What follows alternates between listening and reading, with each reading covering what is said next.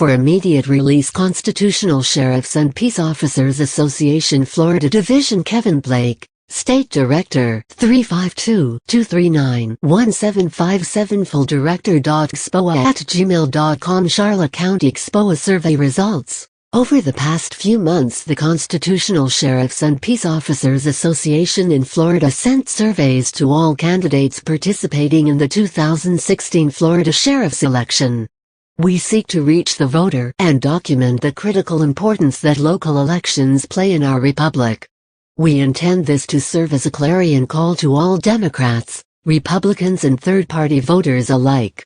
James Madison said the people can safely rely on the disposition of local legislators to erect barriers against the encroachments of the federal government, further demonstrating the importance of local and state elections. America was founded on a system of checks and balances between various levels of government. This check and balance structure is intended to prevent any one level of government from gaining too much power, ensuring balance and a just government. Your county sheriff is an integral part of maintaining the balance of power between the states and federal government. But how? And what is a constitutional sheriff? Most all public servants, before entering office, swear an oath to uphold the U.S. and state constitutions. This is the main purpose of their entire role. In addition to upholding the law, the constitutional sheriff stands as the last line of defense for the personal liberties of the people. Issues of our constitutional rights are divided at times between various parties, and a tendency exists in the court of public opinion as to what rights we should have.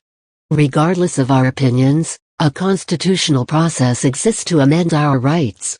It is not the duty of a sheriff to side with a certain issue, but they must jealously protect the constitutional rights of all. Let the following examples demonstrate the benefits of a constitutional sheriff. 2011 Elkhart County, in. Sheriff Brad Rogers defended a farmer who was being harassed by the FDA. The sheriff's response? He sent a letter to the FDA and DOJ threatening to arrest them if they attempted to inspect the property without the appropriate warrants. The farmer then received a certified letter from the DOJ dismissing him from appearing before a grand jury, and over the last 5 years, the FDA inspectors and DOJ have not returned to the property since Sheriff Rogers interposed for the farmer. 2013 Liberty County, Florida, Sheriff Nick Finch nullified the arrest of a citizen for trumped-up gun charges. In a knee-jerk reaction by the state, Sheriff Finch was arrested for protecting this citizen right.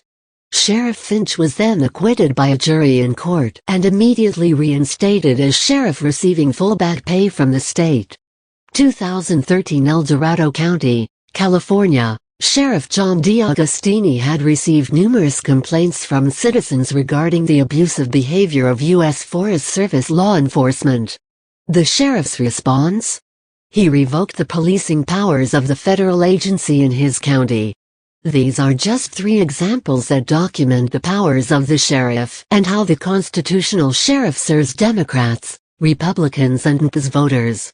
So we must ask ourselves, what do we want in a sheriff this year?